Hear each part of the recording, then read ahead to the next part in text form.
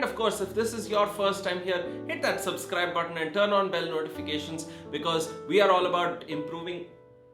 I wish I could shoot this video on how to have a clear mind all the time, but the problem is I keep finding this mosquito that seems to be distracting me and coming on screen. Hey, it's Vikram, and in this video, I'm going to show you how to have a clear mind all the time. If you're in that place where you're feeling anxious, you're getting frustrated, you can't seem to get a grip no matter what. That's why you found the right video, because I'm going to be breaking down for you 5 simple strategies that will show you exactly how you can clear your mind of all of that garbage and instead start to bring some kind of focus into your life and at the same time direct it in an intelligent way towards something that you want. And you know what clears my mind instantly without even a second thought? Smashing the like button for the YouTube algorithm. So if you could take a moment to hit that like button, it would really help me out tremendously and would allow me to reach out to so many other people who are struggling with important issues on how to improve their life. Wherever you direct your focus of your thoughts, that's usually where your mind is going to go, and that is going to ultimately affect your performance if there is something that you want to achieve or do. Clarity is power. And that's why having that level of clarity of thought with regard to exactly what you want, what the problems are that are there in your life right now, and how you could solve them, those are the solutions to ultimately clear up what's going on here. I got it. With that said, the first and most important thing you need to know in order to clear up your mind starting right now is to breathe. Yep, you heard me right. Just learn how to breathe. Now I know you may be probably thinking, Vikram, I do know how to breathe. But seriously, what I'm saying to you here is learn how to breathe when your mind is captivated by something or you're completely focused on something that you don't want to have your focus on. Breathing slowly will not only allow you to calm your mind down when you're anxious or confused, but it'll allow you to calm your mind and keep you composed throughout so that you can make effective decisions to take better actions. So how do you exactly do this? Well, for starters, I encourage you to practice a little bit of deep breathing. Starting from a count of 5 all the way down to 1, I'd like you to slowly count down as you breathe in. 5, 4, 3, 2, and 1. And then slowly exhale, counting back. 1, 2, 3, 4, and 5. Just by practicing this a few times a day, you'll start to feel instantly calmer. And not only that, your mind will be rid of the thoughts because you're systematically directing your focus and attention towards one thing and one thing only, and that is, how am I breathing in that moment? As you slowly get into this habit of breathing slowly and managing your breathing pattern, you'll slowly start to see yourself more and more capable of clearing your mind during those times when you're tense, when you're anxious, when you're frustrated, and all of your thoughts are tending to dominate your thought process. Trust me on this one really transformed my life. Not only did it help reduce my stress and my anxiousness, but overall, I saw a dramatic improvement in terms of how I was thinking about my goals and how I was operating on a regular basis. If you want to learn how you can regulate your breathing pattern and transform this into a powerful habit that lasts, then make sure you check out this playlist on different guided meditation and sleep hypnosis tracks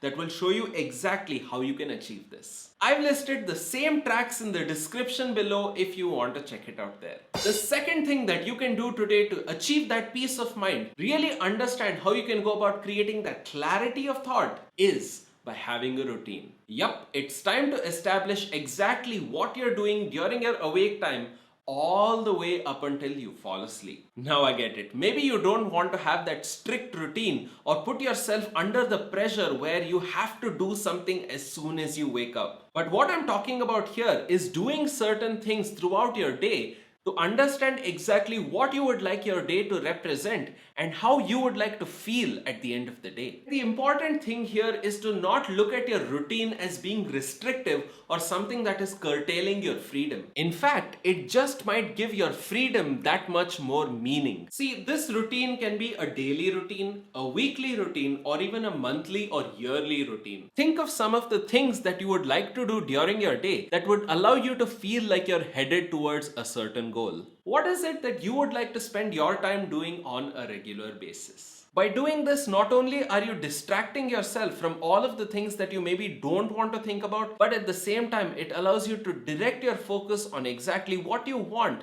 and all of the things that will feel like you are adding value to your life. Now, I'm not saying that you need to follow this structure religiously, but what I'm saying is have something of a structure. When you understand for yourself that you wake up at around 8 a.m. and then maybe you fall asleep at 10 p.m., that gives you 14 hours where you can start to apply yourself, spend your time wisely to make sure that at the end of the day, you don't feel like there were certain things that you wish you could have done, but you just didn't do because you were feeling lazy. And what happens? We know that we have some stuff to do on that particular day, but we keep postponing and it keeps getting pushed forward, and that causes us to feel even more frustrated until our head explodes. Am I right or am I right? Comment down below if you have procrastinated like this on something before. But seriously, if you want to get rid of those nagging thoughts in your head, you want to have a clear mind, then I highly encourage that you establish some kind of routine for yourself,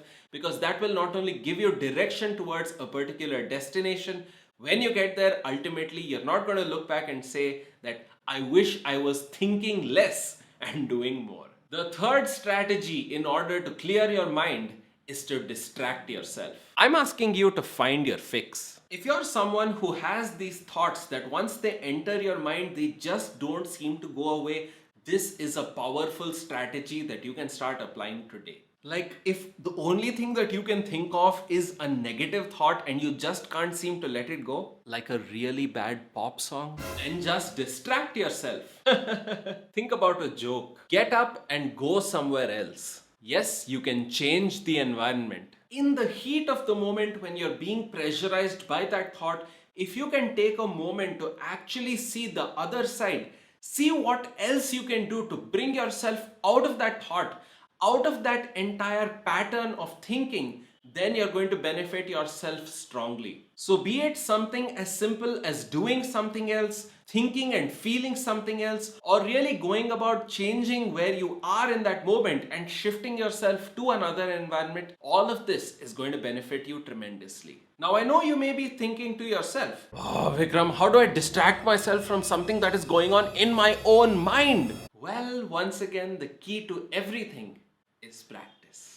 Look, you've got to find your fix. You've got to find that distraction that will allow you to consistently bring yourself out of that thinking that is actually causing you the problem in the first place. Slowly and steadily, as you keep this up on a regular basis, once again, you will have multiple opportunities to distract yourself from that dominant thought that is actually defeating you. Step number 4 to having a clear mind all the time is to practice mindfulness. What is mindfulness? Mindfulness is a state of mind where your thoughts and focus are completely directed towards the present moment. You're not thinking about the past, you're not thinking about the future, you're completely focused on the here and now. And what's more, in this state of mindfulness, you're not judging all of the things that are going on around you, but you're simply aware. Now, what I want you to know here is that mindfulness is not just about meditation. In fact, mindfulness can include things like movement, it can even include chanting, or really any activity that you do where you choose to be in the present moment.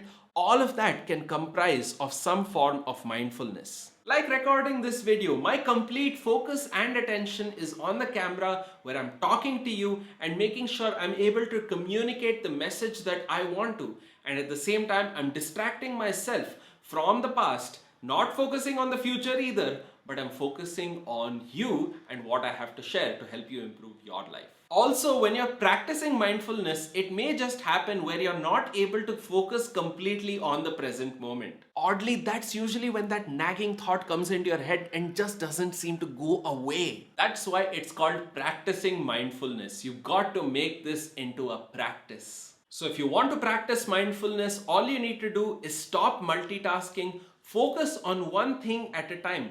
Practice the breathing exercises or really do something that requires your complete focus and attention in that moment, and don't distract yourself no matter what while you're doing that. This is really the first step towards creating something of a mindfulness practice, and as you keep doing this, ultimately you will get to where you want to go. Step number 5 to creating a clear mind all the time is to find and live your purpose every single day. Look, wherever you are right now and whatever it is you may be doing, the most important thing to understand is that it's not just the momentary things that last in the heat of the moment or for a few days, it's what really goes on long term. That's what you need to direct your attention towards. Honestly, if we want to try and understand exactly why we're having these constant thoughts that are nagging our mind and we just can't seem to let go of it, it's because of this. There is something much bigger and much deeper than what you may be thinking about right now. Is what I'm currently doing and what I'm focusing on that much of importance? How does this thought benefit me and how does it relate to all of the things that I want to do in my life? Does this constant thinking fulfill me in any way?